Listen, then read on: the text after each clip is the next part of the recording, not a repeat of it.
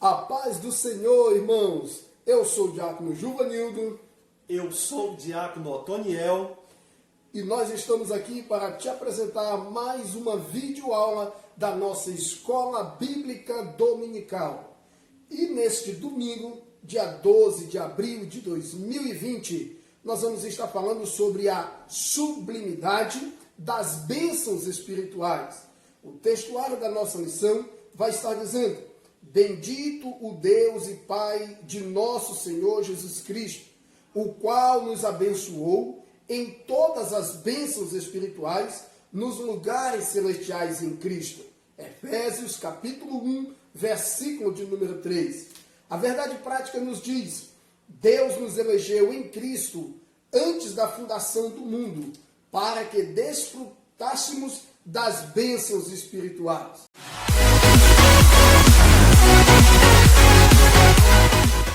A nossa lição tem como objetivo geral esclarecer as bênçãos espirituais concedidas por Cristo Jesus.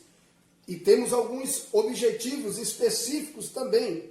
Primeiro, refletir a respeito da nossa posição em Cristo. Segundo, evidenciar a realidade de uma vida cristocêntrica neste mundo. E terceiro, explicar que o Espírito Santo desempenha importante papel no plano da salvação. E nesta videoaula, nós temos uma pergunta para fazer para você. Você sabe a diferença entre carta e epístola? Diácono Otoniel, qual a diferença entre carta e epístola? Daqui a pouco, Diácono Otoniel vai estar respondendo para você qual é essa diferença. A nossa lição de hoje, ela vai tratar sobre a nova posição em Cristo, no nosso primeiro tópico. No passado, nós estávamos perdidos e condenados à morte eterna, mas pela infinita graça de Deus, que nos outorgou em Cristo o privilégio da salvação. Amados, o tema da nossa lição, ora já dito, ele vai tratar sobre a lição de número 2, vai falar sobre a sublimidade das bênçãos espirituais em Cristo. O nosso objetivo, o objetivo do nosso vídeo-aula é que você seja edificado com a palavra de Deus e também passando aqui algumas informações bastante importantes para a sua edificação espiritual. E você, professor, que vai abordar na sua classe, Deus te abençoe. E uma coisa que me chamou a atenção é o significado da palavra sublimidade. A palavra sublimidade, o significado dela diz que sublimidade significa grandioso, magnífico, cujos méritos transcendem o normal. Sublimidade vem através da pessoa de nosso Senhor e Salvador Jesus Cristo, de nos conceder todas as bênçãos espirituais em Cristo, nosso Deus, Ele nos proporcionou. A introdução da nossa lição me chamou bastante atenção. Uma frase que diz assim: desde a eternidade, aprove a Deus executar um plano de restauração e reconciliação com a humanidade caída. Por isso que na carta do apóstolo Paulo se mostra profundamente agradecido pela revelação do mistério que estiver oculto desde todos os tempos. Ele nos convida a louvar, glorificar a Deus pela sua bondade e misericórdia para com todos os pecadores. Nós entendemos aqui na parte introdutória que nada pega Deus de surpresa. Todas as coisas que acontecem, Deus, Ele já sabe de todas as coisas. E nós vamos entender que o ponto central também da nossa lição, ele vai abordar: Deus nos concedeu bênçãos espirituais em Cristo Jesus. Esse é o ponto central da nossa lição, que agora nós temos agora de refletir a nossa posição em Cristo, que o crente agora, nós desfrutamos as bênçãos espirituais diante de nosso Deus. Dá uma cortada um pouquinho. Ok, o primeiro tópico, ele vai falar sobre a nova posição em Cristo. Ele vai trazer para nós a nossa posição agora nascido de novo, gerado pela palavra, uma nova criatura. E esse primeiro tópico vai trazer para nós essa explicação. O comentador diz assim: no passado estávamos perdidos e condenados à morte eterna, mas por sua infinita graça, Deus nos outorgou em Cristo o privilégio da salvação. É bem verdade que quando Paulo escrevendo aos Romanos, ele vai dizer que todos pecaram e destituídos estávamos da glória de Deus. Nós estávamos destituídos através do pecado. O pecado nos separou de Deus. E nós vemos que o plano da salvação, Jesus, ele nos resgatou. Jesus, ele nos reconciliou junto ao Pai. E aqui o primeiro subtópico vai falar sobre a doxologia. A doxologia. A palavra doxa vem do grego, que significa glória. Logia é estudo ou palavra. Então, doxologia, nós vamos aplicar para o nosso entendimento que doxologia, então, é a palavra glória. Glória é um substantivo feminino. Você pode até aplicar na sua sala de aula, aos seus alunos, dizendo aí que glória é um substantivo feminino que significa honra adquirida por obras realizadas. Nós honramos ao nosso Deus pelas obras que Deus fez. O nosso Deus, ele não é inerte. Ele continua a trabalhar até nos dias atuais. Ele não dorme. Nós dormimos, né? Nós temos o nosso momento de descanso. O nosso Deus, ele é eterno, ele não descansa. Louvado seja o nome do Senhor. Então, a glória, todo ser humano nós devemos dar glória ao seu nome. É por isso que dá-se o nome doxologia. E aí o apóstolo Paulo e o comentarista, ele vai aplicar muito bem, falando sobre a gratidão que nós temos que ter diante de Deus para com a nossa vida nesta terra. Após expor os versículos da abertura da epístola aos Efésios, no capítulo 1, o apóstolo Paulo apresenta uma sequência de texto que se caracteriza pela verdadeira adoração e bondade ativa de Deus. Capítulo 1, versículo 3, até o versículo de número 14, nós vamos ver o desejo de Deus de abençoar a sua igreja. Para título de conhecimento, do capítulo 1 até o capítulo de número 3 da carta aos Efésios, ele vai falar sobre a chamada da igreja. E do capítulo 4 ao 6 ele vai tratar da conduta da igreja. Então, do capítulo 1 até o capítulo de número 3, vai falar, vai dar, aí pontuar sobre os ensinamentos, como a igreja, como nós devemos estar diante de Deus e também de agradecer pelo tão sacrifício que Ele nos proporcionou. E aqui vai dizer mais, ele começa pela frase, bendito Deus e Pai de nosso Senhor Jesus Cristo, onde bendito significa digno de louvor. Quando nós bendizemos o nome de Deus, nós estamos prestando a Ele louvor, nós estamos prestando a Ele adoração. Por isso que nós, primeiramente, quando nós nos achegamos a Deus, a igreja do Senhor, o propósito maior é de engrandecer o seu nome, da honra e da glória, doxologia. A glória, ela é de Deus. Louvado seja o nome do Senhor. O segundo subtópico do primeiro tópico vai falar as bênçãos espirituais.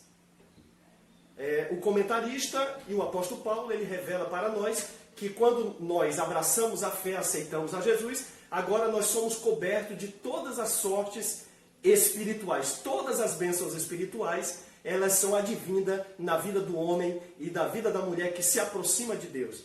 E aqui as bênçãos espirituais, o comentador trazendo para nós, ele vai dizer que as bênçãos espirituais não são materiais. Não é o homem dando a outro homem algo material.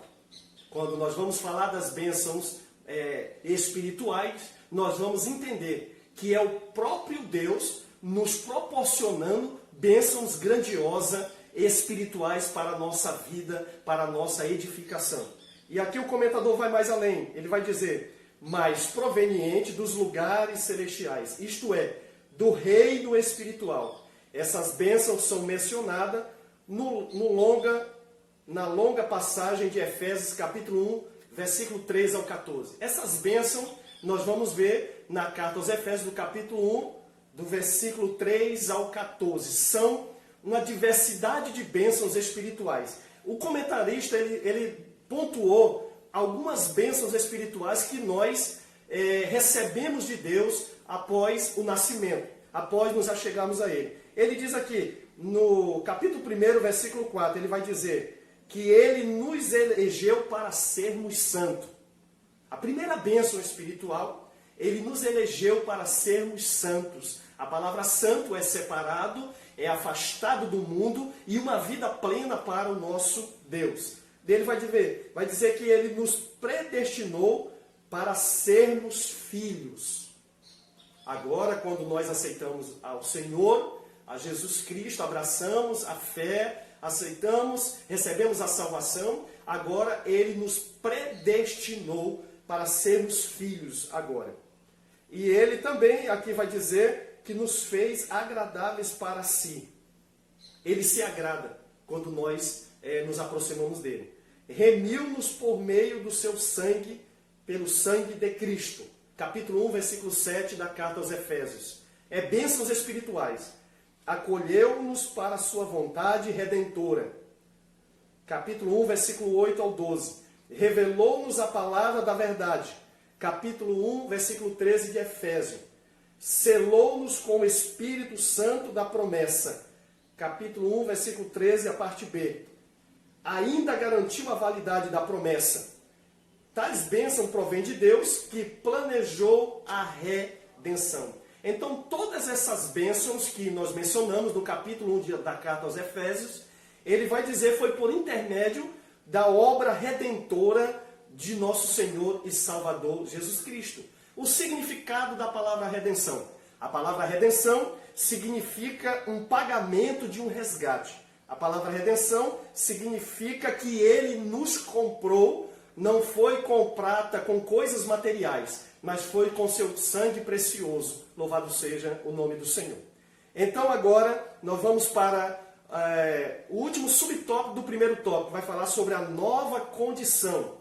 Agora nós recebemos todas essas bênçãos de Deus espirituais. Agora nós estamos em uma nova condição. Agora nós somos chamados, a palavra de Deus nos afirma, que nós somos verdadeiros cidadãos do céu. Agora nós temos uma nova condição em Cristo. E eu achei interessante, vou pontuar aqui a colocação do comentarista. Ele vai dizer que a nova condição em Cristo significa que somos abençoados com todas as bênçãos espirituais a partir da sua pessoa e obra realizada no Calvário. Somente Jesus, a obra redentora, que nos proporcionou a nova condição. Agora nós estamos numa nova condição e agora Ele nos proporcionou toda essa verdade. E vai dizer mais, relaciona-se ainda com a nossa experiência de conversão a Ele.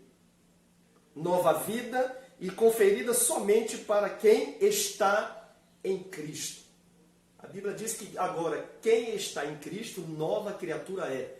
As coisas velhas se passaram, eis que tudo se fez novo. Diácono Otoniel, muito bem, é isso mesmo. E agora nós vamos adentrar no segundo tópico, uma vida cristocêntrica neste mundo.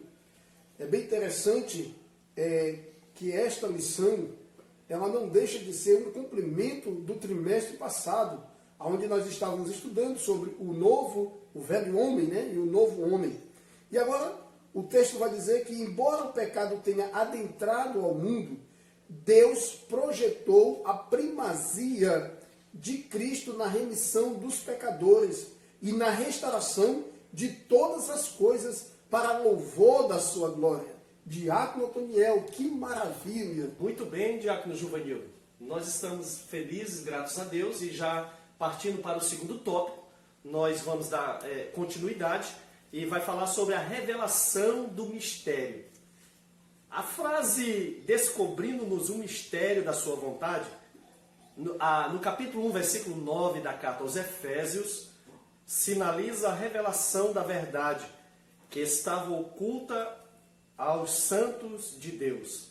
Colossenses também vai narrar sobre essa temática no capítulo 1, versículo 26. Então ele vai dizer que essa verdade diz respeito aos decretos eternos que Deus planejara por sua soberana vontade, como o propósito de salvar os pecadores, João 3,16, né? Nós sabemos que é um tema central, João 3,16, porque Deus amou o mundo de uma tal maneira, nós não sabemos mensurar a grandeza, o amor de Deus para com a humanidade, que deu seu Filho unigênito, para que todos aqueles que nele crê não pereça, mas tenha a vida eterna.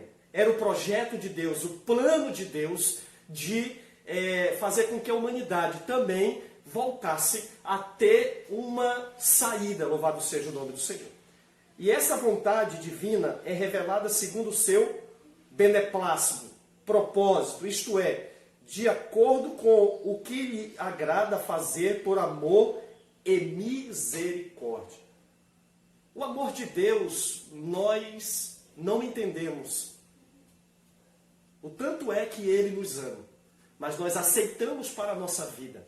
A palavra misericórdia vai dizer compaixão suscitada pela dor alheia. Ele teve compaixão de cada um de nós. Não tinha mérito nenhum, mas através do seu Filho Jesus Cristo, Ele morreu por toda a humanidade. É por isso que Ele diz na sua palavra, Mateus 11, 28, vinde a mim todos, o que estás cansado. Não é apenas um grupo, não é apenas uma raça, não. Ele está convidando, a chamada é para todos, o plano da salvação é para todos. Louvado seja o nome do Senhor. O segundo subtópico do segundo tópico vai falar a plenitude dos tempos. O comentador ele vai narrar e vai dizer assim: o plano divino é fazer convergir em Cristo todas as coisas. Isso inclui todo o que foi criado por Cristo, para Cristo e o que subsiste em Cristo. Implica dizer que todo o universo, céus e terra estarão submissos às autoridades e soberania de Cristo. Nesse sentido, a ruptura provocada pelo pecado de Adão é a restauração completa divina em Cristo. Essa declaração não tem conotação universalista. A ideia de que no fim todos serão salvos. O que eu quero afirmar aqui, a colocação do comentarista, ele vai dizer que o plano da salvação, a plenitude dos tempos, Deus enviou o seu Filho, e agora o homem e a mulher, ele tem um caminho a seguir. A salvação é para todos. Agora é preciso o homem se esforçar. Essa é a verdade que nos vai trazer para nós nesse subtópico. A plenitude dos tempos. No Kairos de Deus, Ele planejou, Ele proporcionou esse momento do Filho vir a essa terra e nos proporcionar essa salvação. E vai dizer mais. A dispensação ou a administração desse plano será na plenitude dos tempos. Aqui a palavra grega para tempo não é o cronos. Nós entendemos que a cronos vem de cronologia. É o tempo do homem. O tempo de Deus é chamado kairos. Né? O tempo de Deus é eterno. Né? Deus, ele é eterno. Então nós vamos aqui entender que previamente determinado para que todas as coisas estejam sob o domínio de Cristo. Atos capítulo 1, versículo 7. Louvor da sua glória. O apóstolo enfatiza que as bênçãos são destinadas aos crentes judeus e gentios, para louvor da sua glória. Não foi para apenas uma nação, não. Essa oportunidade abriu para todas as nações, todas as raças. Louvado seja o nome do Senhor. E todos agora têm esse livre-arbítrio de se achegar a Deus, de prestar uma adoração a Ele. E Ele está dizendo que a igreja, agora, Paulo muda de pronome.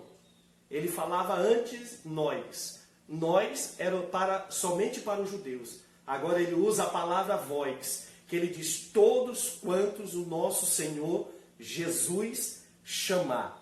Essa oportunidade foi aberta a todos nós. Louvado seja o nome do Senhor. Então toda a raça humana, toda tribo, toda nação, todos devem prestar louvor a Deus diante da sua glória. Glória, eu já falei no início, quer dizer honra adquirida por obras realizadas. Então nós damos glória a Deus.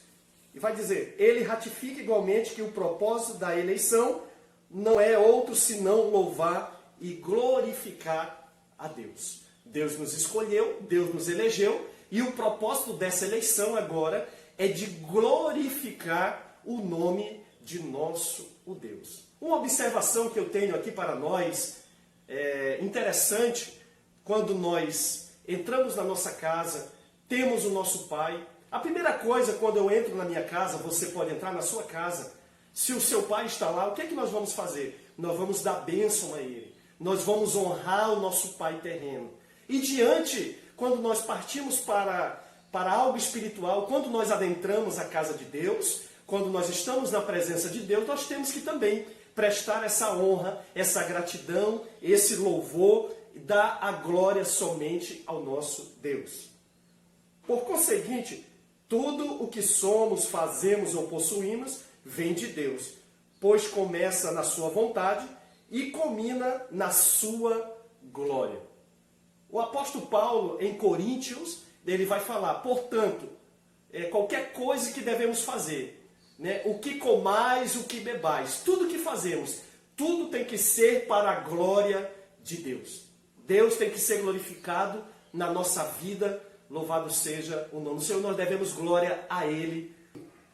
Vamos para o terceiro e último tópico da nossa lição, onde vamos falar sobre o Espírito Santo, penhor da nossa salvação. O Espírito Santo, ele desempenha um papel muito importante no plano da salvação, que foi idealizada por Deus, né? Então, o crente, ele recebe, como diz aqui no primeiro subtópico do tópico 3, ele recebe o selo do Espírito. Quem recebe esse selo do Espírito? Aquele que ouve a palavra de Deus, aquele que aceita esta palavra, o evangelho da salvação, e o que por meio da sua fé se rende a Cristo. Nesse momento em que ele se rende a Cristo, ele é selado, ele recebe o selo do Espírito Santo lá no momento da sua conversão. Não é isso, Diácono Giovanildo? Isso mesmo, Diácono Giovanildo, afirmativo. E nos tempos bíblicos, o selo era usado como sinal de propriedade e posse do pessoal, do ser humano. Até alguns fazendeiros também usavam muito isso, né? Ainda se usa, né? Ainda se usa. Né, a gente vê muitas fazendas, muitos gados marcados com o sobrenome, né? Com a primeira letra inicial, né? Isso é verdade, Diácono Giovanildo. E nós vamos entender que Deus, ele nos deu uma marca. Nós temos uma marca, um sinal, o selo, né? O Espírito Santo no ato da conversão, e agora nós recebemos esse selo.